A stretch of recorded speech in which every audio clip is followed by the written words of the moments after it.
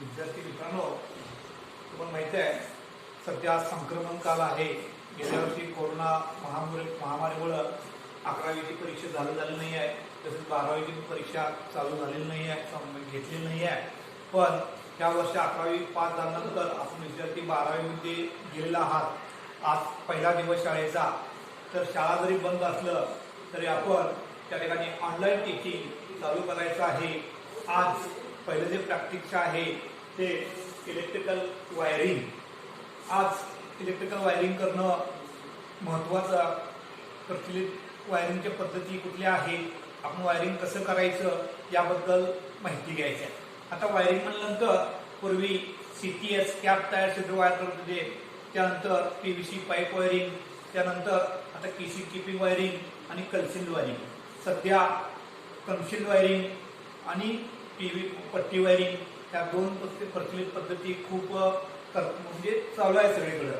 तर आज आपल्याला वायरिंग करत असताना कुठल्या दक्षता घ्यायला पाहिजे, वायरिंग कसं करायचं, केसिंग पट्टी कसे कट करायचं, त्याला वापरणारे ऑक्सिडाइज कुठले, ह्याची संपूर्ण माहिती घ्यायची आहे. तर वायरिंग म्हणल्यानंतर आपल्या घरामध्ये 230 व्होल्ट AC सप्लाय असतो. 230 व्होल्ट AC हा सिंगल फेज सप्लाय असतो. आता आपल्या घरामध्ये 230 व्होल्ट मध्ये एक फेज जी वायर वापरतो ते आपण चेक करतो. त्या टेस्टरच्या सहाय्याने आपण टेस्ट करतो. ज्यावेळी फेज वायरला आपण हा टेस्टर लावतो आणि पाठीमागे आपण हा आर्क दिल्यानंतर त्यातला निऑन लॅम्प हा पेटतो. पेटलं की हा फेज आहे असं आपण ओळखतो. तर फेज ओळखल्यानंतर दुसरी जी वायर असते ती एल फेजला आपण लाईव्ह वायर किंवा फेज वायर एल असं ओळखतो. त्यानंतर दुसरी जी वायर असते ती न्यूट्रल.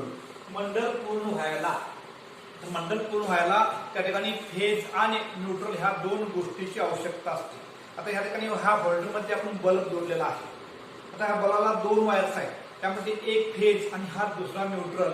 ह्या दोन्ही सप्लायला दिल्यानंतरच काय होतं, हा लॅम्प पेटतो. तर लॅम्प पेटल्यानंतर लॅम्प विझवायचं कसं, तर त्याला विझवण्यासाठी काय करायचं म्हणतो, स्विच जोडतो. त्यासाठी स्विच जोडतो. स्विच चालू केले की चालू होतोय, स्विच बंद केले की हा लॅम्प बंद होतोय. तर हे करत असताना वायरिंग मध्ये महत्वाचं लक्षात घ्या, ज्या ठिकाणी आपल्या एखाद्या बिल्डिंग मध्ये, शॉप मध्ये, मॉल मध्ये किंवा अपार्टमेंट मध्ये वायरिंग करायचं आहे, त्या ठिकाणी इंजिनियर लेआउट डायग्राम काढून दिलेला असतो. लेआउट त्या सर्वसाधारणपणे किती, आता हॉल आहे त्यामध्ये किती पॉईंट पाहिजे, बेडरूम आहे किती पॉईंट पाहिजे, किचन आहे किती पॉईंट पाहिजे, टेरेस आहे किती पॉईंट पाहिजे, सर्वसाधारण त्याचा लेआउट काढलेला असतो. तर हा लेआउट घरामध्ये असा हा असेल, त्या ठिकाणी 1 BHK असेल, एक बेडरूम, किचन, हॉल असेल, तर त्या ठिकाणी बेडरूम मध्ये किती टूवे स्विच ठेवायचं. समजा AC वापरणार असेल तर AC त्या ठिकाणी पॉईंट कुठं करायचं, किचन असेल तर पॉवर पॉईंट कुठं करायचं, मिक्सर पॉईंट कुठं करायचं, फ्रीज पॉईंट कुठं करायचं, हे सगळं लेआउट त्या इंजिनियर दिलं असतं. किंवा आपण जसं प्रॅक्टिस होऊ त्या पद्धतीनं आपण आपल्या मनानं ठरवतो. किंवा कस्टमर जे असतात, ग्राहक जे असतात, त्यांना विचारून आपण तुम्हाला काय पाहिजे त्या पद्धतीने आपण सर्वसाधारण करतो. सर्वसाधारणपणे एका रूम मध्ये 3.5 पॉईंट म्हणजे एक फॅन पॉईंट, एक लाईन पॉईंट आणि 0 पॉईंट आणि एक प्लग. त्यानंतर हॉल असेल तर आता समजा टीव्ही पॉईंट, टीव्ही कुठं बसवायचा आहे त्या ठिकाणी टीव्ही करतो म्हणजे पॉईंट त्या ठिकाणी करता येते. तर वायरिंग करताना पहिल्यांदा काय करायचं, लेआउट नुसार काय करायचं, आपण त्या ठिकाणी लेआउट तयार करून घ्यायचं. त्या ठिकाणी दोरीच्या साहाय्यानं मार्किंग करून घ्यायचं. मार्किंग केल्यानंतर त्या ठिकाणी पॉईंट, लाईट पॉईंट असतील तर त्या ठिकाणी L लिहायचं, फॅन पॉईंट असेल तर त्या ठिकाणी ते आपण लिहायचं, 2 पॉईंट असेल तर त्या ठिकाणी 2 लिहायचं, पॉवर पॉईंट असेल तर त्या ठिकाणी PP लिहायचं, प्लग पॉईंट असेल तर प्लग पॉईंट लिहायचं. त्या पद्धतीने असं लिहिल्यानंतर ज्या ठिकाणी आपण केसिंग पट्टी जर मी बघितलं, ही पट्टी जी आहे ती 6 फुटाची पट्टी आहे. त्या ठिकाणी केसिंग आणि केपिंग असे दोन असतात. आता हा वरचा जो आहे तो हा कॅप, वरचा जो आहे तो हा कॅप आणि हा त्या ठिकाणी केसिंग आणि कॅपिंग. तर या ठिकाणी इथं करत असताना आता ही पट्टीला काही होल नाही, काय नाही, कसं करायचं वायरिंग, तर त्या ठिकाणी ही जी पट्टी आहे सुरुवातीला आपण काय करायचं, सर्वसाधारण हा 6 फूट पट्टी आहे, एक फुटावरती काय करायचं, ड्रिलिंग करून घ्यायचं. ड्रिल मशीन असं ड्रिल करून घ्यायचं. मग आपण लाईन आउट काढल्यानंतर ज्या पट्टीनं आपण असं हा लाईन आउट काढलेला असतो या ठिकाणी असं, तर त्या ठिकाणी धरल्यानंतर असं पट्टी धरून त्या ठिकाणी ड्रिलिंग केल्या ठिकाणी रावल प्लग स्क्रूच्या साह्याने काय करायचं, हे पट्टी फिक्स करायचं. पट्टी फिक्स केल्यानंतर वरच्या बाजूला हे आपण नंतर जे आपण वायरिंग ओढलं जातं, आतमध्ये बसवलं जातं, त्या ठिकाणी काय करायचं, हे कॅप घालायचं. आता हे वायरिंग करणं कसं कौशल्याचं काम आहे, वायरिंग करणं कौशल्याचं काम आहे. आता एक बलाला आपण एक फेज, दुसरा न्यूट्रल, या दोन वायर जोडतो. प्लग असेल तर त्या ठिकाणी हिरवी वायर जोडतो. फेजला शक्यतो आपण असा हा तांबड्या कलरचा वायर आपण जोडतो. अर्थला हिरव्या कलरचा वायर जोडतो. आणि हा आपला जे मार्केटमध्ये उपलब्ध असतील, ब्लॅक असेल, परत येलो असेल, त्या कलरचा आपण वायर जोडून तो वायरिंग करत असतो. तर वायरिंग करत असताना ते पट्टी मारल्यानंतर ज्या ठिकाणी आपल्याला टी करायचं आहे किंवा एल्बो करायचा आहे तर त्या ठिकाणी हे कौशल्यच आहे. मार्केटमध्ये टी, एल्बो, इंटरनल कोन, आउटरनल कोन, बॉक्स, असं स्क्वेअर बॉक्स 1 वे, 2 वे, 3 वे, 4 वे मिळतात. पण जर एक स्क्वेअर असला तर त्याला आपण एका ठिकाणी हा 1 वे करू शकतोय, 2 वे करू शकतोय, 3 वे करू शकतोय किंवा 4 वे आपण करू शकतो. तर हे वायरिंग करत असताना महत्वाचं कौशल्य करायला पाहिजे. आपण कसं केल्यानंतर कसं दिसेल, बोर्ड कुठे घ्यायचं, बोर्ड नेहमी दाराजवळ उजव्या बाजूला नेहमी असं काय करायचं, बोर्ड घ्यायचं. बोर्ड जवळ पहिल्यांदा आपण बटन घ्यायचं, तर उलट प्लग जर आलं तर प्लग वरती हात येईल. हे सगळं आपल्या लक्षात ठेवून करत असताना त्या ठिकाणी त्या पद्धतीनं काय करायचं, केसिंग पट्टी मारून घ्यायचं. तर केसिंग पट्टी मारत असताना त्या ठिकाणी पहिल्यांदा हा केसिंग मारून घेतलं. त्यानंतर समजा आपल्याला जर ही पट्टी मारून टी करायचं आहे तर त्या ठिकाणी अशा पद्धतीने आपण ह्या टी करायचं आहे. असा हा कट करायचा आहे, थोडासा असा कट केल्यानंतर असा हा मोडला तर खाली असा हा आपण टी करू शकतो. त्या ठिकाणी समजा आपल्याला एल्बो करायचा आहे, त्या ठिकाणी एल्बो करायचा, त्या ठिकाणी कोन करायचा, त्या पद्धतीने समजा आपल्याला सुरुवातीला जर नाही जमलं तर त्या ठिकाणी हा फार्मा आहे. फार्मामध्ये असं धरायचं आणि त्या ठिकाणी असं कट केलं तर हा कोन तयार होतो आपल्याला.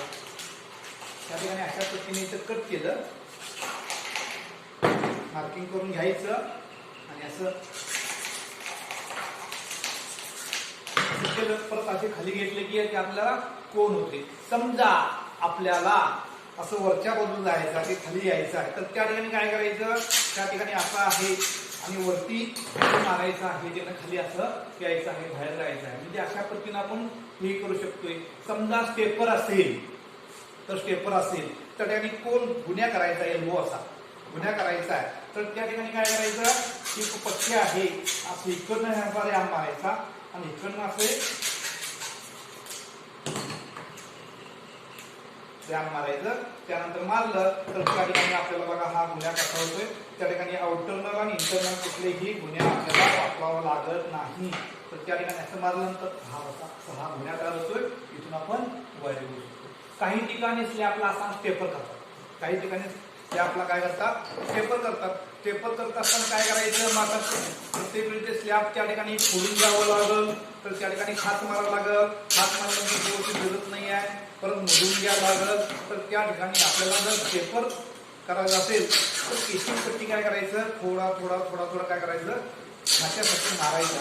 खाच्या मारल्यानंतर जिथे अंतर आहे त्यानुसार हा पेपर थोडा थोडा थोडासा पेपर राऊंड असेल, असं नक्षी केलं असेल तर अशा पद्धतीने आपण, आणि जरा बेस पाहिजे असेल तर आणि थोडा भाग काय करायचा असा करायचं आणि अशा पद्धतीने आपण हाफरावून घेऊ शकतो. आता हे काम करणं कौशल्यच आहे. मग सांगितल्याप्रमाणे केल्यानंतर सुद्धा आपल्याला दोन वायरिंग समजा केलं तर समजा एखादा प्रॉब्लेम आला तर पट्टी काढून काय करता येते, आपल्याला जो फॉल्ट आहे, दोष आहे, तो दोष काय करतोय, निवारण करू शकतोय किंवा दुरुस्ती करू शकतोय. तसं पाईप मध्ये घातलं, पेन्सिल वायरिंग घ्यायची असेल तर प्रॉब्लेम आला तर त्या ठिकाणी परत वायर ओढून घेणं, पाईप बंद केला असेल, असे पाईप बंद केला असेल तरी परत किल्पा काढणं, त्यातनं वायर परत ओढणं, हे काय किचकट काम आहे. त्या पद्धतीने हे काम करणं सोपं आहे आणि दोष म्हणजे दूर करणं सुद्धा त्या ठिकाणी सोपं आहे. तर हे करत असताना समजा हे करत असताना एक लॅम्प जर आपल्याला लावायचा असेल तर दोन वायर लागतात, एक फेज आणि दुसरा हा न्यूट्रल. एक फेज आणि दुसरा न्यूट्रल. आता हा फेज वायरला आपण हा फेज म्हणतोय, हा जो आहे दुसरा त्याला आपण काय म्हणतोय, तिथं न्यूट्रल. त्याला आपण न्यूट्रल. प्रत्येक पॉइंटला एक फेज वायर जोडावं लागतं आणि दुसरं न्यूट्रल वायर लागतोय. ज्या ठिकाणी प्लग असेल तर त्या ठिकाणी हा हिरव्या कलरचं अर्थिंग वायर आपण जोडतो. आता समजा एक वायर जर आपल्याला वायरिंग जेव्हा एक लॅम्प करायचं झालं तर आपल्याला साधी पद्धत आहे.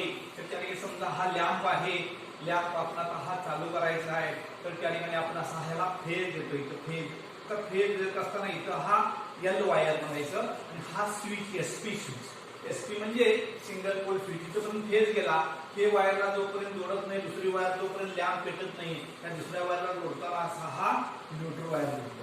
आता हा स्विच ऑफ आहे, ज्यावेळी हा ऑन होतो, असा हा ऑन होतो त्यावेळी हा लॅम्प प्रकाशित होतो आणि आपल्याला लॅम्प म्हणजे प्रकाश मिळतो. तर हा स्विच जेव्हा आपण बंद करू त्यावेळी ह्या पोझिशन मध्ये राहतोय आणि स्विच म्हणजे बंद केला की लॅम्प हा बंद होतोय. जसं एक आहे, एक जेव्हा एक स्विच केलं तसं आपण दोन दिवे दोन स्विच, तीन दिवे तीन स्विच. समजा दुसरा जर असेल तर त्याने दुसरा स्विच असेल तर दोन दिवे आपल्याला जोडायचे असतील तर दोन लॅम्प आपल्याला कसं करायचं बघा.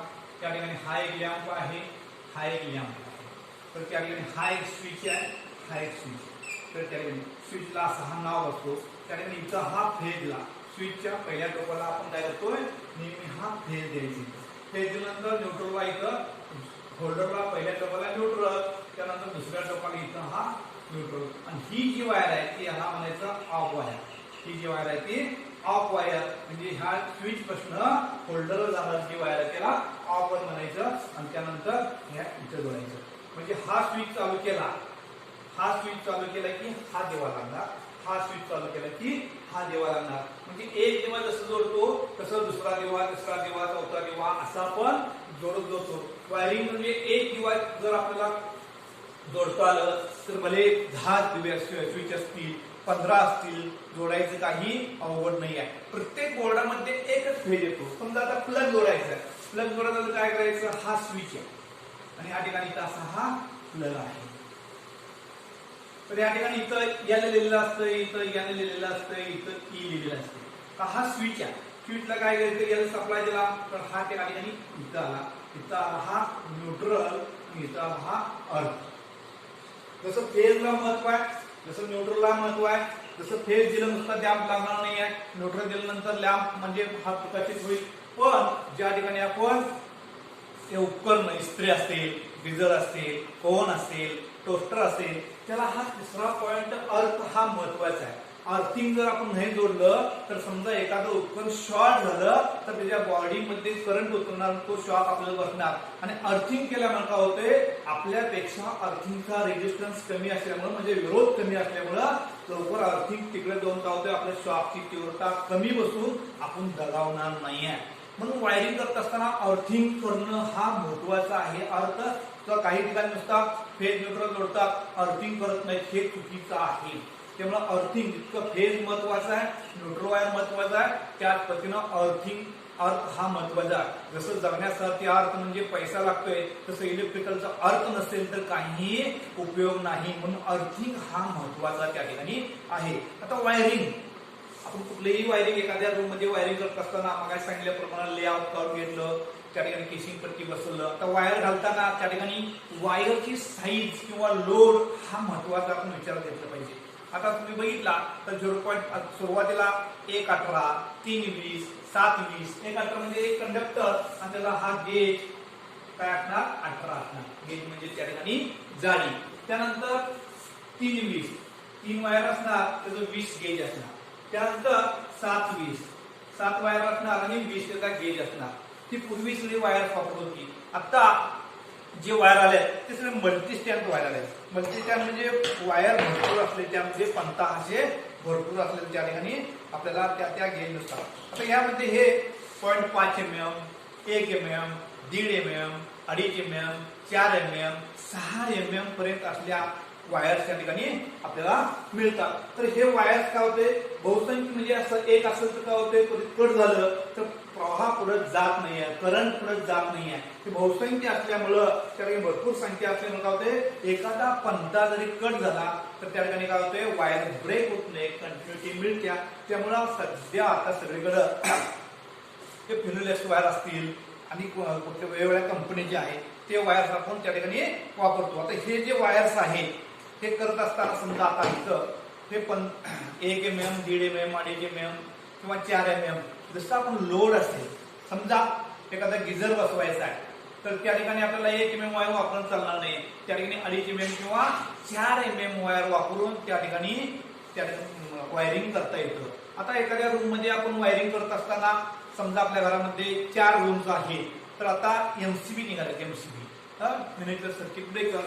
तर समजा संपूर्ण वायरिंग एमसीबी न वापरता पण केलं, लाईट गेलं तर सगळीकडे एकदमच काय तर प्रॉब्लेम झाला, सगळीकडे घरातलं एकदम लाईट जाईल, तसं होऊ नये म्हणून सध्या काय करतात एमसीबी वापरतात. एमसीबी वापरल्यामुळे समजा बेडरूम मध्ये एक एमसीबी बसवलं, किचन मध्ये एक एमसीबी बसवलं, हॉलमध्ये बसवलं.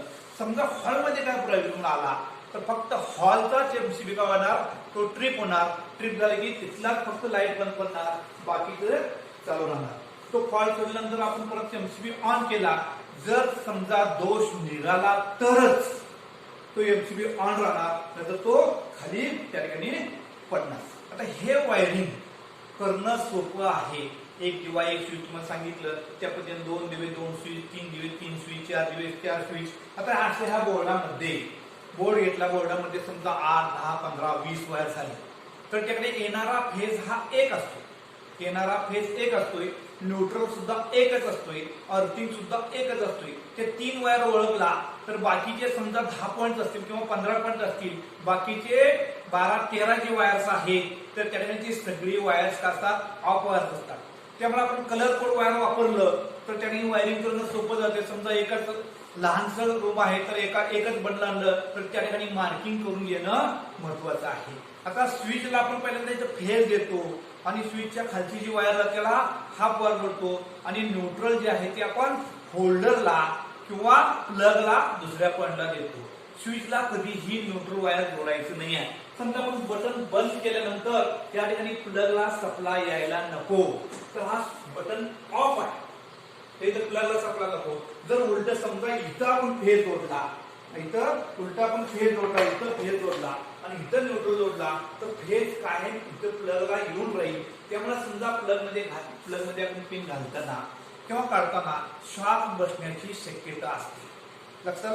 तर आपण वायरिंग करत असताना नेमकं काय करायला पाहिजे, तर त्या ठिकाणी लाईन आउट करून घ्यायचं, लाईन आउट नंतर केसिंग पट्टी मारून घ्यायचं, केसिंग पट्टीनंतर वायर कट करून घ्यायचे, वायर कट करून घेतल्यानंतर केसिंग बसवलं, त्यानंतर बोर्ड बसवतो. त्या ठिकाणी बोर्ड बसवताना जे वायर आपण मार्किंग करून घेतले त्या पद्धतीने करायचं. त्यामध्ये फ्यूज असू दे, इंडिकेटर असू दे, प्लग असू दे, त्या ठिकाणी जोडताना जे आपण मार्किंग केले त्याच पद्धतीनं जोडणं गरजेचं असतं. म्हणजे जर समजा चुकीच झालं तर त्या ठिकाणी काय होईल, तो एमसीबी ट्रिप होईल. परत आपण दोष कुठला आहे ते बघून आपण दोष करू शकतो. आता हा लॅम्प प्रत्येक ठिकाणी आपण काय करत, प्लग मध्ये गेल्यानंतर त्या लॅम्पच्या साह्याने काय करतोय, आपण चेक करतोय.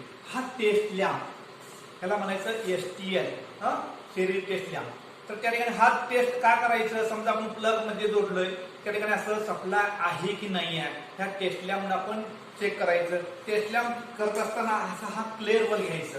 म्हणजे आता LED बल्ब निघाले अलीकडं, तर त्या ठिकाणी काय होते, बल्ब चालू आहे हे कळत नाही आहे. त्यामुळे आपण टेस्ट करत असताना बल्ब लईच लागला तर त्या ठिकाणी काय होते, बल्ब आहे की नाही कळत नाही. म्हणून क्लिअर बल्ब काय होते, आतला फिलामेंट आपल्याला दिसतो की बल्ब चालू आहे की नाही. त्यामुळे काय करायचं, आपण असं हा टेस्ट केलं तर ते आपल्याला लागून म्हणजे कळतंय आणि कळल्यानंतर आपण त्या ठिकाणी सप्लाय आहे कळते.